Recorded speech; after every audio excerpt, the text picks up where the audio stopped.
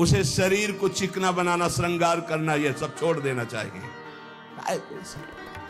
फिर अभी कुछ दिन बाद शरीर छूट जाएगा, फिर लकड़ी में जलेगा भाई।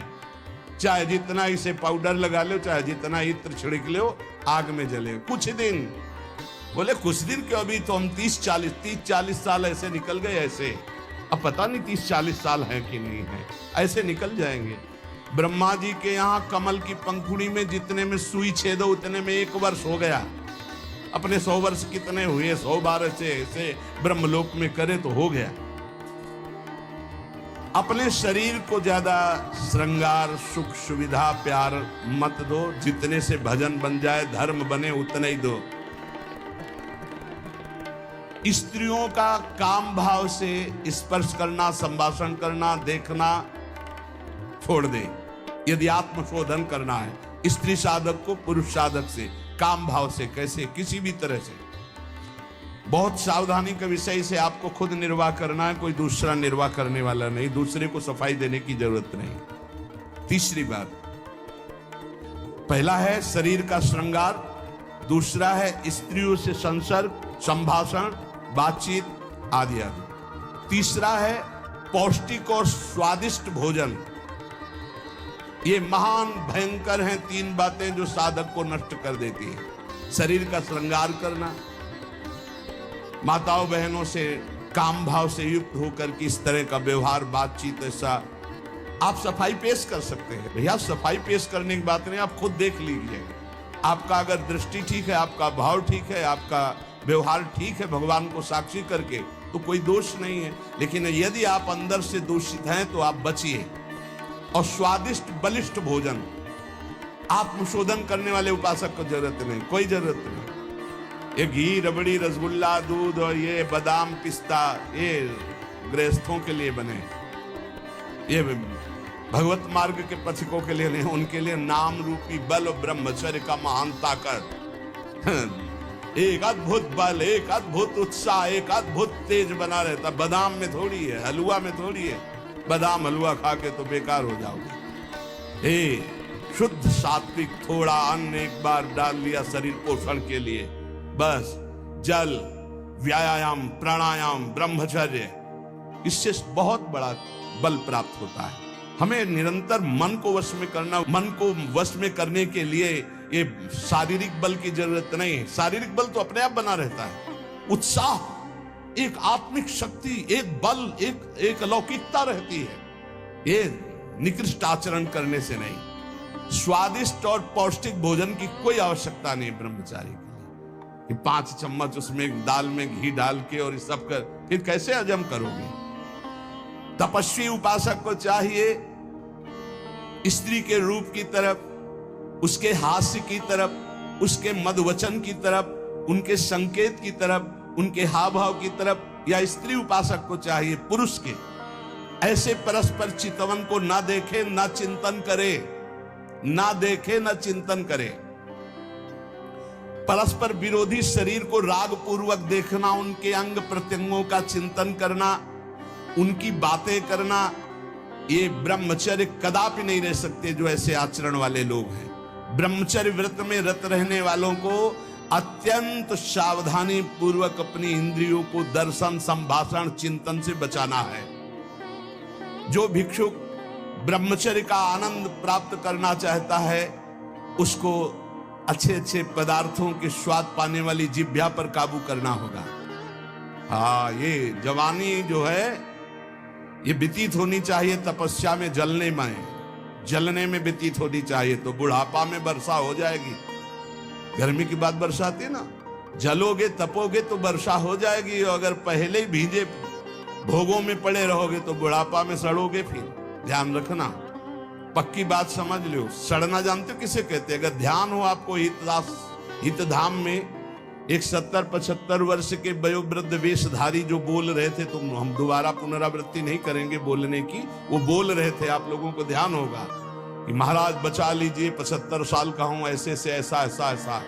इसलिए ब्रह्मचर्यरत भिक्षुक को चाहिए किसी भी विपरीत शरीर से परिचय न ले, एकांत मिलन की बात ना हो, किसी भी तरह से अपने मन की कमजोरी सामने वाला ना जान पावे। ब्रह्मचर्य भिक्षु को चाहिए कि वासनावर्धक, पुष्टिकारक भोजन, पेय, वार्ता, दृश्य इनका परित्याग कर दे। जैसे बहुत ज्यादा ईंधन हो तो अग्नि उतनी ही ज्यादा बढ़ेगी, ऐसे जितना पौष्टिक आहार करोगे उतने काबाग्नि बढ़ेगी।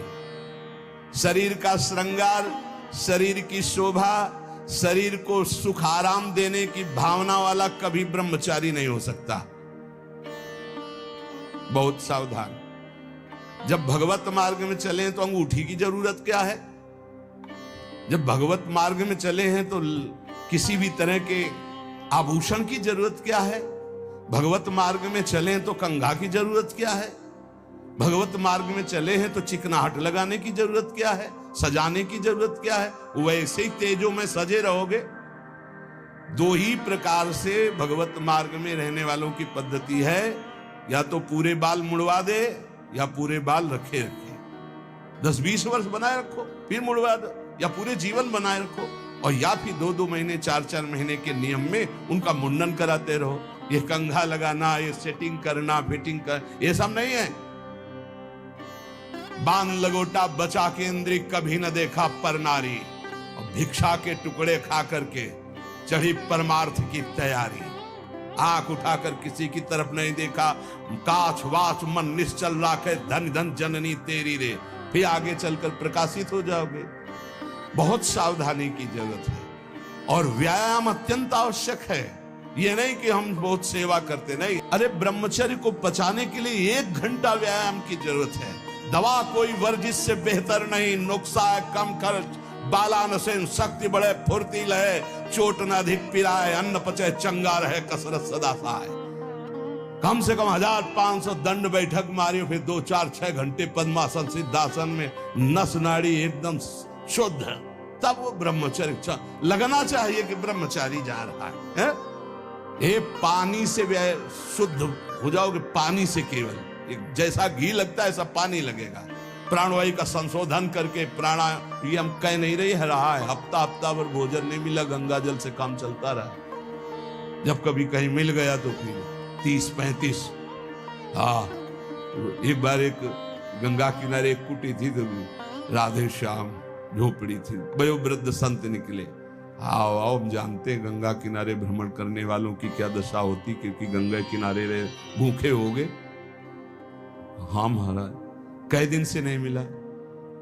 हो गए होंगे 8-10 दिन। बोले बैठो, कोई त्योहार था, गांव से गए, पूरी कचौड़ी मांग के लाए। आप सही मानो इतनी, पूरी लाके ऐसे रख दी, 2-4 ऐसे सब्जी के टुकड़े होंगे भिक्षा में जैसे। हमें यह भी ध्यान नहीं रहा कि इनके लिए पूछे। पूरा राधे श्याम जब पा चुके गंगा जल, हमका महाराज आप, बोले हमें पता है, हम शाम के फिर ले आएंगे। बोले हमें पता गंगा किनारे कैसे होते, क्योंकि अब फिर पता नहीं कई दिन में मिले और कई दिन बाद मिला था। और कभी गैस की गोली थोड़ी कि गैस में कुछ नहीं, गंगा जल।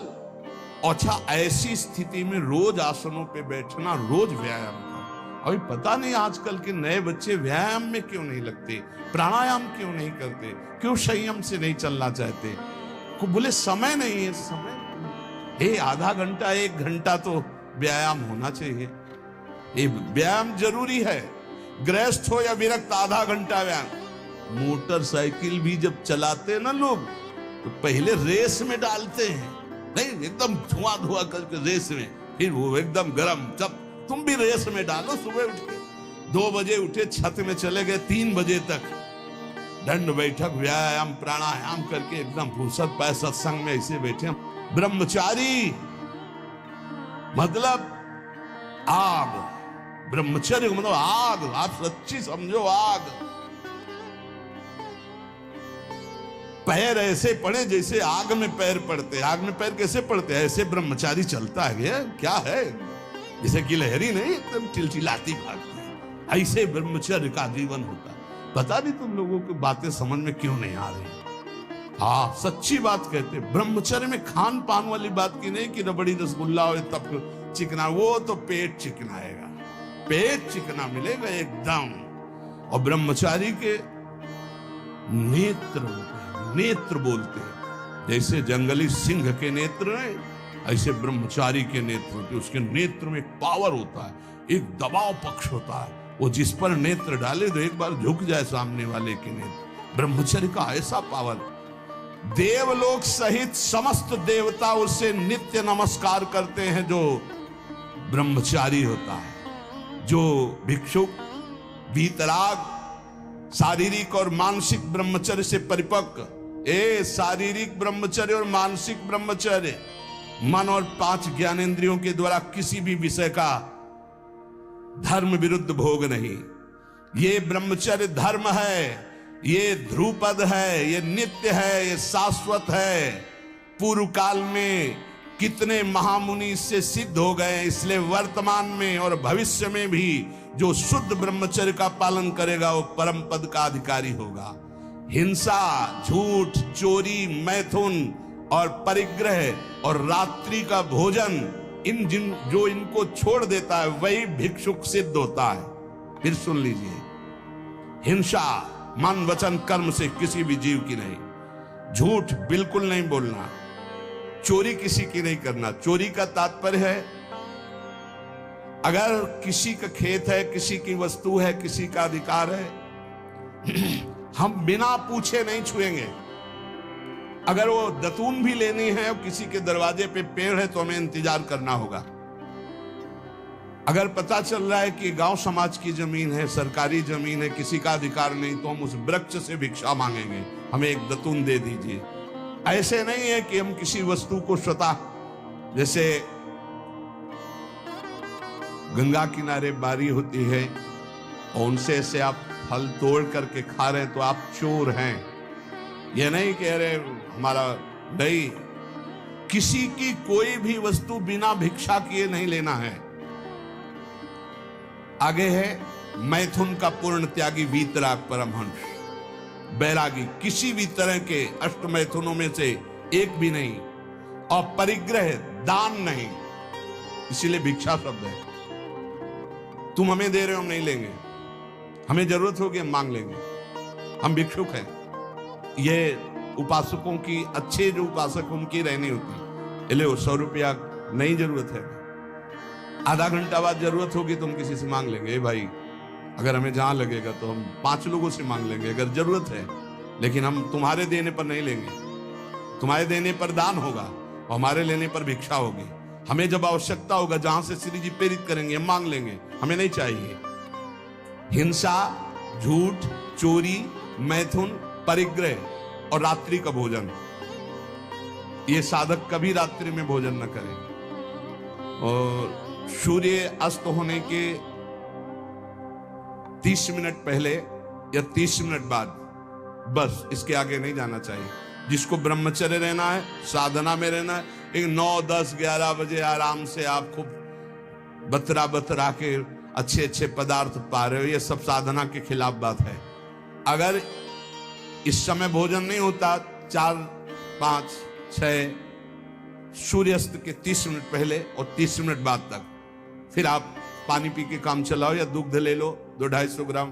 भोजन भरपेट मत करो, क्योंकि हमें 1 बजे रात्रि से जगना है, 2 बजे रात्रि से जगना है, हमें साधना में लगना है। और ठसाठस 11 बजे तक यहाँ पा लिए तो 10-11 बजे तक के लिए वो प्रमाद स्थिति पैदा कर देगा। रात्रि का भोजन निषेध है साधु के लिए, या तो सूर्यास्त होने के पहले या बस सूर्यास्त होने के बाद ही 30 मिनट बाद तक, मतलब 7, बहुत बहुत अधिक 7:30, 8, इसके आगे नहीं। 9, 10, 11, 12 ये सब गृहस्थों की बात अलग। वीतराग परमहंसों का हमने स्वभाव देखा, सूर्यास्त होते होते जो कुछ, बस फिर इसके बाद शांत। ये रात्रि का भोजन तो एकदम निषेध है, 8 के बाद तो पाना ही नहीं चाहिए। ये नियम बना लो, क्योंकि अपनी दिनचर्या में या तो ऐसा कुछ विधान करो, हमें लगता हो जाता होगा है चढ़ा, ये मतलब ये सावधानी की जरूरत, इसमें मना किया गया है। और ये वैसे भी अपनी दिनचर्या में नहीं बन पाएगा। रात्रि के 12:30, 1 बजे जगना है और आपने 9, 10, 11 बजे दबा के पा लिया तो कैसे जग पाओगे, फिर नहीं चल पाओगे।